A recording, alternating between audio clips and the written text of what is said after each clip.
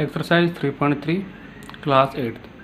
आज हम सॉल्व करेंगे क्वेश्चन नंबर 4, जिसमें दिया गया है draw a rough figure of a quadrilateral that is not a parallelogram but has exactly two opposite angle of equal measure. इसमें बोला गया है कि आपको एक रफ क्वाड्रिलेटरल ड्रॉ करना है जो पैरेललोग्राम नहीं होना चाहिए, लेकिन उसमें दो अपोजिट एंगल होने चाहिए जो इक्वल हो।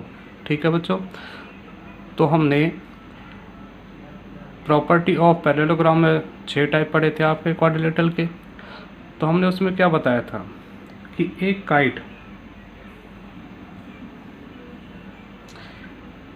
काइट में कॉन्सिक्यूटिव साइड्स इक्वल होती हैं, ठीक है ना, और one pair of opposite angle equal होता है। ठीक है ना बच्चों, तो नाम दे देते हैं इसे A B C and D. ठीक है बच्चों, तो यहाँ पे डी और बी अपोजिट एंगल हैं जो क्या हैं, इक्वल होंगे। तो आप यहाँ पे लिखोगे angle D equal to angle B. Reason क्या है, ये अपोजिट एंगल, ठीक है, ऑफ काइट। ठीक है ना बच्चों, तो आप क्या बताओगे इसमें, A B C D is a kite quadrilateral that is not a parallelogram but two opposite angle are equal. ठीक है ना बच्चों, ए बी सी डी क्या है, यहाँ पे एक काइट है जो पैरेललोग्राम नहीं है, लेकिन उसमें अपोजिट एंगल क्या है, इक्वल है। तो चलते हैं नेक्स्ट क्वेश्चन पे, क्वेश्चन नंबर 5, जिसमें दिया गया है the measure of two adjacent angle of parallelogram are in the ratio 3:2। Find the each of the angle of parallelogram. तो हमें एक पैरेललोग्राम दिया गया है, ठीक है, जिसमें हमें सभी एंगलों की वैल्यू फाइंड आउट करनी है। ठीक है, इस पैरेललोग्राम का कोई भी नाम हो सकता है, तो हम ले लेते हैं PQRS। ठीक है बच्चों, तो यहाँ पे दिया गया है कि दो एडजेसेंट एंगल है इसमें, जिनका रेशो क्या है, 3:2 है। तो यहाँ पे एडजेसेंट एंगल से मतलब है हमारा एलाइड एंगल से, ठीक है, जो दो पैरेलल लाइनों को जोड़ने वाली लाइन पर बनते हैं। तो PQ और SR दोनों पैरेलल हैं यहाँ पे, ठीक है, और PS और QR ये भी आपकी पैरेलल है। ठीक है ना बच्चों, तो मान लेते हैं कि PQ और SR को जोड़ने वाली लाइन पर बने एंगल P और S दोनों क्या हैं, एलाइड एंगल है या फिर एडजेसेंट एंगल है। ठीक है ना, जिनका रेशो क्या है, 3:2 है। ठीक है बच्चों, तो बच्चों ध्यान रखिए, जब भी आपको एंगल या साइड की लेंथ हमेशा रेशो में दी जाए तो आपको क्या करना होता है, उसके साथ में x मल्टीप्लाई करना होता है। ठीक है ना, तो हम लिखेंगे let first adjacent angle equal to में 3x, ठीक है, सेकंड एंगल, और सेकंड एंगल क्या होगा, 2x। ठीक है ना, 3:2 को हमने एंगल की वैल्यू में कन्वर्ट कर दिया है, 3x और 2x। ठीक है बच्चों, रेशो से मतलब होता है बच्चों हमारा कि अगर एंगल P आपका 3 सेंटीमीटर है तो S कितना सेंटीमीटर होगा, 2 सेंटीमीटर। अगर हम डबल करते हैं तो ये 6 सेंटीमीटर होगा, ये 4। अगर ट्रिपल करते हैं तो ये 9 होगा और ये 6। ठीक है ना, इस तरह से इनकी लेंथ होगी। हमें ये नहीं पता होता है कि वो नंबर कौन सा होगा जो दोनों के साथ में मल्टीप्लाई होगा, तो उसके प्लेस पर हम क्या लेते हैं, हम हमेशा x लेते हैं। ठीक है बच्चों, तो अब देखिए एलाइड एंगल में दोनों एंगलों का सम क्या होता है, 180 डिग्री। ठीक है, एंगल P प्लस में एंगल S इक्वल टू में 180 डिग्री। इसे हम क्या कहते हैं, एलाइड एंगल। ठीक है बच्चों, इसे हम एडजेसेंट एंगल भी कह सकते हैं। ठीक है बच्चों, तो एंगल पी की वैल्यू क्या है यहाँ पे 3x, एस की वैल्यू क्या है यहाँ पे 2x इक्वल टू में 180। 3x प्लस में 2x कितना होगा 5x इक्वल टू में 180। देखिए हमें यहाँ पे x की वैल्यू फाइंड आउट करनी है, तो क्या करेंगे हम, तो 5 को हम क्या करेंगे क्रॉस मल्टीप्लाई करेंगे, ठीक है, जिससे हमारी x की वैल्यू आ जाएगी। तो x इक्वल टू में 5 को जब हम क्रॉस मल्टीप्लाई करेंगे तो 180 के नीचे आ जाएगा ये, तो 180 अपॉन में 5, ठीक है। 5 से डिवाइड करेंगे 180 को तो क्या आ जाएगा 5 3 जा 15, सॉरी 5 3 जा 15 और 5 6 जा 30, ठीक है ना बच्चों। तो x की वैल्यू क्या आ जाएगी आपकी 36, ठीक है बच्चों। अब हम वैल्यू फाइंड आउट करेंगे।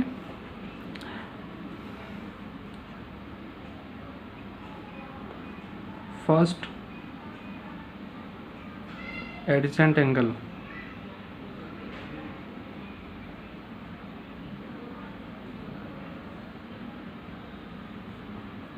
क्या है आपका 3x है, ठीक है। x की वैल्यू हमारे पास है 36 है, तो x के प्लेस पर हम x की वैल्यू लिखेंगे 3 मल्टीप्लाई में 36 क्या आ जाएगा 3 6 जा 18 और 3 3 जा 9 प्लस में 1 10, तो 108 डिग्री, ठीक है। अब दूसरा एंगल निकालेंगे, सेकंड एडजेसेंट एंगल कितना है बच्चों 2x, ठीक है। तो x की वैल्यू रखेंगे यहाँ पे भी हम 2 मल्टीप्लाई में 36 कितना आ जाएगा 2 6 जा 12 एंड 2 3 जा 6 एंड 7 72, ठीक है बच्चों। तो यहाँ पे P का अपोजिट एंगल क्या है R और S का अपोजिट एंगल Q, ठीक है ना। इसलिए x की वैल्यू और q की वैल्यू सेम होगी, p की वैल्यू और r की वैल्यू सेम होगी। तो इस तरह से हमने सभी की वैल्यू फाइंड आउट कर ली।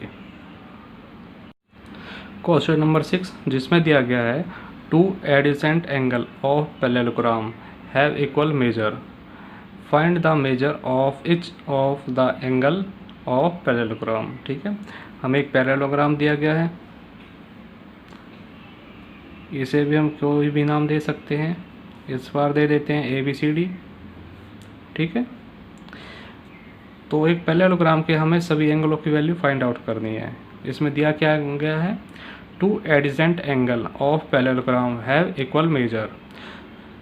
तो पैरेललोग्राम के 2 एडजेसेंट एंगल की वैल्यू दी गई है जो कि क्या है इक्वल है, ठीक है ना। दोनों एडजेसेंट एंगल क्या होंगे इक्वल होंगे। तो हमने 5th क्वेश्चन में अभी पढ़ा था एडजेसेंट एंगल क्या होते हैं एलाइड एंगल, ठीक है ना बच्चों, जो दो पैरेलल लाइनों को मिलाने वाली लाइन पर बनते हैं।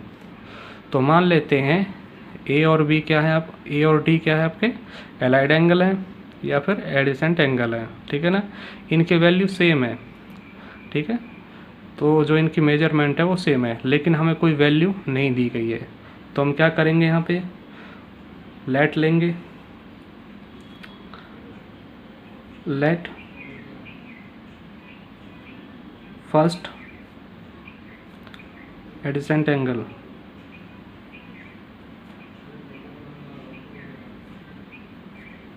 x मान लेते हैं जब कोई वैल्यू नहीं देते हम, तो ठीक है। तो सेकंड क्या होगा आपका सेकंड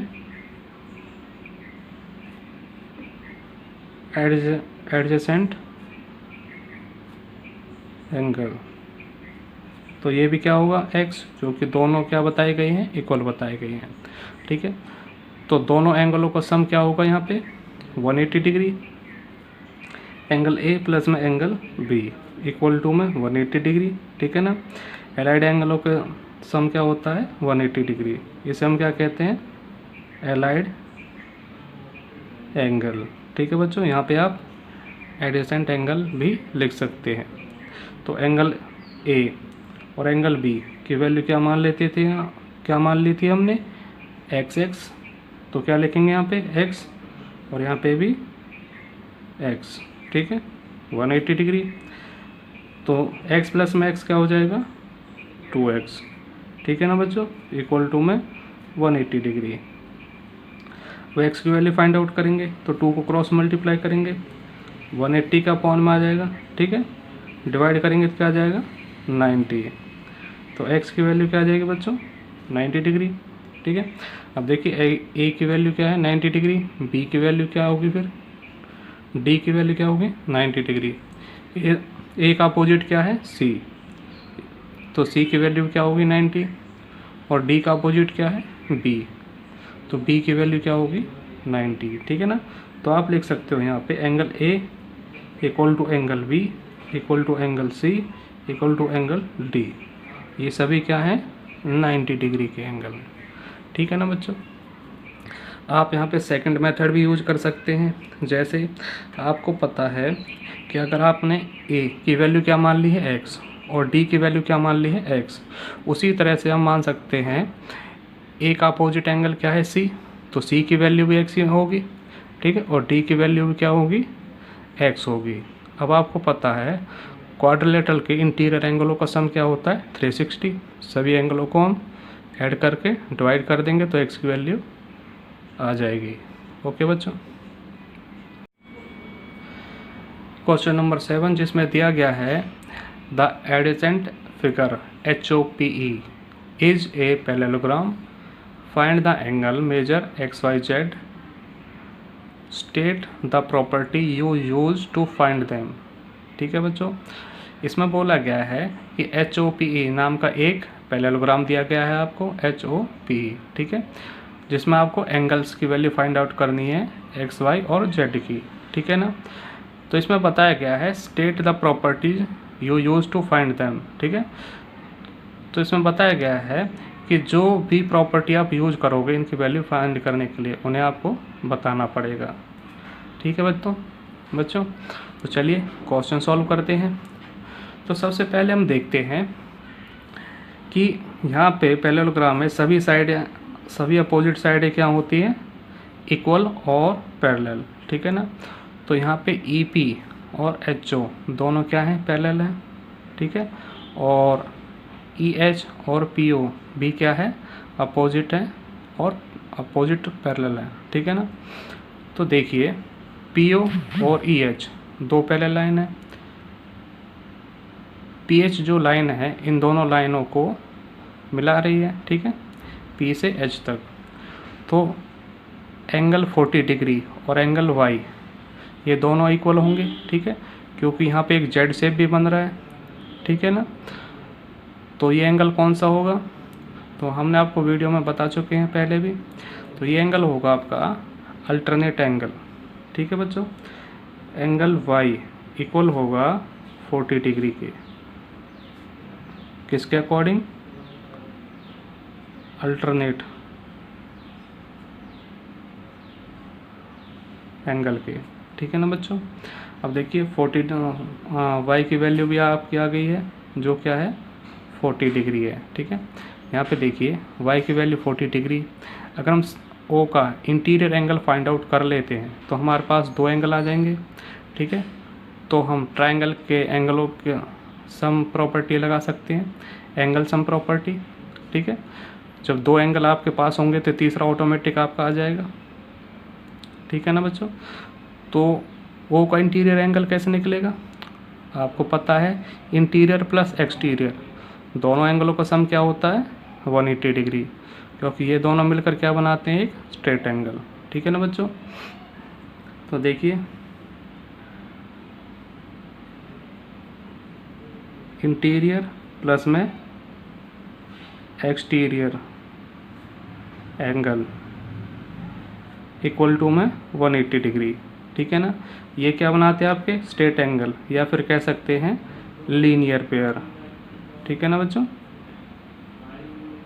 जो हम पढ़ चुके हैं property of line and angles में। तो इंटीरियर एंगल क्या होगा हमें पता नहीं, फाइंड आउट करना है तो O लिखेंगे। एक्सटीरियर एंगल क्या है 70 डिग्री इक्वल टू में 180, ठीक है। 70 को राइट हैंड साइड भेजेंगे तो क्या आ जाएगा 180 माइनस का 70, क्या वैल्यू आएगी 110, तो एंगल ओ की वैल्यू क्या आ जाएगी 110, ठीक है। यहाँ पे एंगल ओ की वैल्यू आ गई है 110। अब देखिए y की वैल्यू 40 डिग्री और यहाँ पे 110, ठीक है। तो HOP एक ट्राइंगल है, इसमें दो एंगल दिए गए हैं, तीसरा फाइंड आउट करना है। तो हम कैसे फाइंड आउट करेंगे, एंगल सम प्रॉपर्टी से। तो इन ट्राइंगल HOP में, ठीक है ना, तो यहाँ पे हम कौन सी प्रॉपर्टी यूज करेंगे, एंगल सम प्रॉपर्टी। तो sum of all interior angle of triangle HOP equal to में 180 डिग्री होगा, ठीक है। इंटीरियर एंगल कौन से होंगे, P, O एंड H, ठीक है, P, O and H equal to में 180 डिग्री। P की वैल्यू क्या है यहाँ पे 40 डिग्री है, ठीक है, जो Y की वैल्यू आ गई थी। O क्या है आपका 110 प्लस में H की वैल्यू क्या है Z, तो यहाँ पे क्या आ जाएगा 180, ठीक है बच्चों। तो 40 प्लस में 110 दोनों को ऐड करेंगे क्या आएगा 150 प्लस में Z इक्वल टू में 180, ठीक है बच्चों। तो Z की वैल्यू कैसे फाइंड आउट करेंगे, 150 को राइट हैंड साइड ले जाएंगे, तो Z इक्वल टू में 180 माइनस का 150 क्या आ जाएगा 30 डिग्री। तो Z की वैल्यू क्या आ जाएगी यहाँ पे 30 डिग्री, ठीक है बच्चों। तो हमने यहाँ पे Z की वैल्यू भी फाइंड आउट कर चुके हैं। अब देखिए क्या बचा आपका X। तो एंगल X और एंगल 110, ठीक है, एंगल X एंगल 110 ये क्या है आपके अपोजिट एंगल है, ठीक है ना, पैरेललोग्राम के। तो आप क्या कहोगे, एंगल E इक्वल है एंगल O के, क्योंकि ये दोनों क्या हैं अपोजिट एंगल है। एंगल E इक्वल होगा एंगल O के, ठीक है बच्चों। तो E की वैल्यू क्या है X और O की वैल्यू क्या है 110, ठीक है बच्चों। तो आपकी X की वैल्यू भी हमने फाइंड आउट कर ली है। तो यहाँ पे X की वैल्यू क्या है 110, ठीक है। Z की वैल्यू क्या आई है 30 डिग्री और O की वैल्यू क्या थी, सॉरी Y की वैल्यू वो थी आपकी 40 डिग्री। तीनों अल्फ़ाबेट की हमने वैल्यू फाइंड आउट कर ली है।